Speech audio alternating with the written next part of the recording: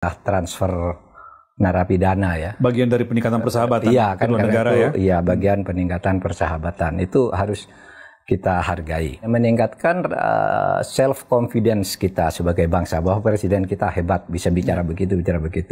Tapi ada dua hal yang menurut saya harus dikritisi ya. Pertama, soal Laut Cina Selatan. Waktu di Beijing menyatakan akan melakukan kerjasama maritim dengan Cina dalam soal Laut Cina Selatan.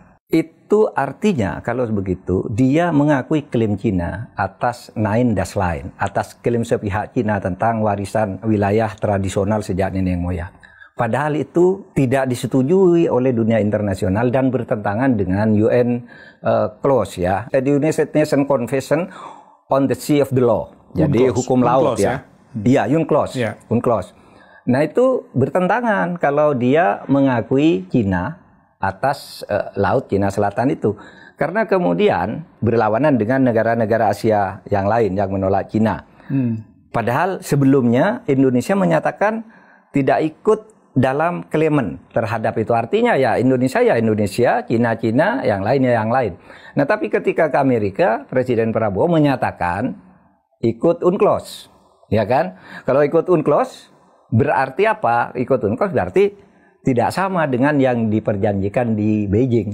Gitu kan? Distatementkan di Beijing. Ini harus dikelirkan. Ini masalah internasional.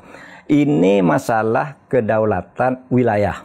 Nah, yang kedua soal transfer pidana itu juga harus diberi masukan yang lebih kritis. Itu menyangkut soal kedaulatan hukum. Kalau tadi Laut Cina Selatan itu kedaulatan wilayah, ini kedaulatan hukum kita ini bisa bermasalah.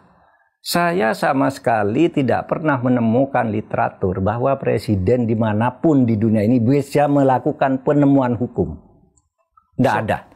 Penemuan hukum yang tidak ada. Yang kemarin Pak Yusril mengatakan bahwa ini ada penemuan hukum. Penemuan hukum itu hanya oleh hakim. Penemuan hukum itu atau sesuatu yang tadinya tidak ada hukumnya lalu dibuat. Dan itu hanya hakim yang boleh. Di seluruh dunia teori penemuan hukum. Ada teori penemuan hukum yang sifatnya teoritis, namanya doktrin. Ditemukan oleh para ahli yang kemudian nanti kalau diterima di dalam praktek pengadilan dan diputuskan oleh hakim, itulah penemuan hukum.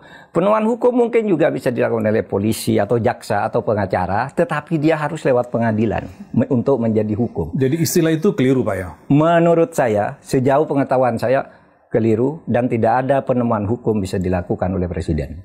Presiden itu bisa membuat kebijakan hukum. Apa sih kebijakan hukum? Kebijakan itu adalah sesuatu yang belum ada aturannya atau belum jelas. Sehingga ini perlu kebijakan atau redundant. Perlu kebijakan sehingga tetap ada alasannya. Nah kalau ini transfer narapidana, pemulangan narapidana, penangkapan orang untuk dikembalikan ke negara lain itu tidak boleh dilakukan oleh presiden. Memang di dalam hukum internasional itu membolehkan adanya pemulangan atau pengiriman narapidana antar negara, ya. Ada dua konvensi internasional itu. Pertama itu namanya United Nations Convention Against Corruption. Dia mengatakan di dalam konvensi itu bahwa ya orang boleh dong dipulangkan, tetapi mekanismenya diatur di dalam undang-undang masing-masing. Di situ ada Undang-Undang Nomor 7 Tahun 2006 yang meratifikasi UNCSC ini, yang menyatakan boleh dong dipulangkan, tapi harus mekanisme sesuai dengan undang-undang. Tetap harus melalui undang-undang. Melalui undang-undang. Kita sudah punya Undang-Undang Nomor 7 Tahun 2006. Nah, ini satu. Kemudian ada yang lagi konvensi untuk penukaran, untuk tukar menukar pelaku kejahatan pidana, tepatnya UNCETOC, yaitu United Nations Convention Against Transnational Organized Crime.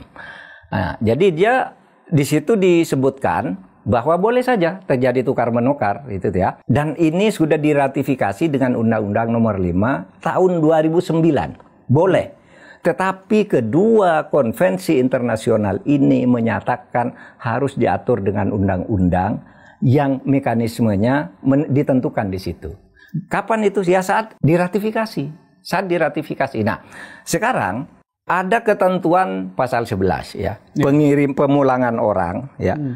Pemulangan orang, penangkapan orang, tukar menukar tahanan dan sebagainya itu merupakan perjanjian internasional. Dan menurut pasal 11 Undang-Undang Dasar 1945, Undang-Undang Dasar nih, konstitusi mengatakan bahwa dalam membuat perjanjian internasional Presiden harus mendapatkan persetujuan DPR. Artinya harus ada undang-undang, harus ada ratifikasi.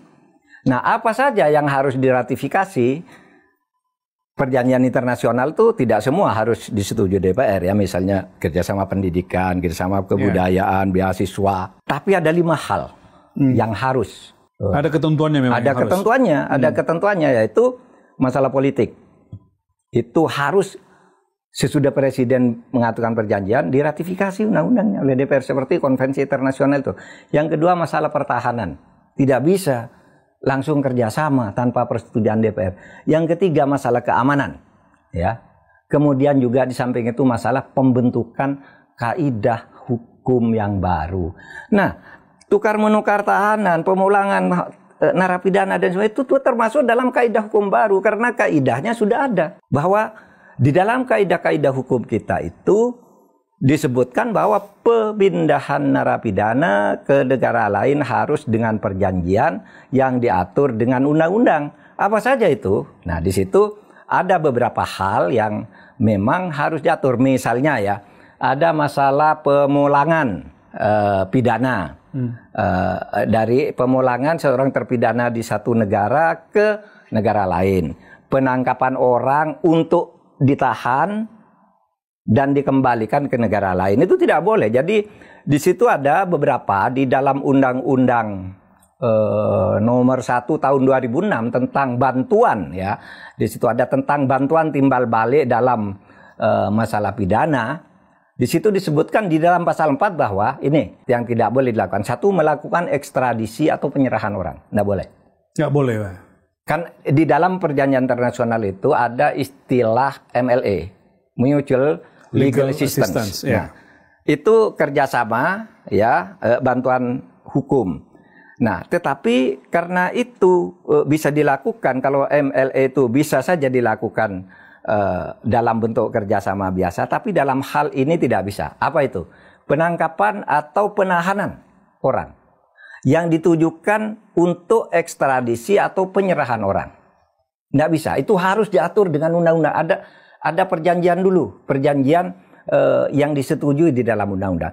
Yang kedua, pengalihan napi dan pengalihan perkara.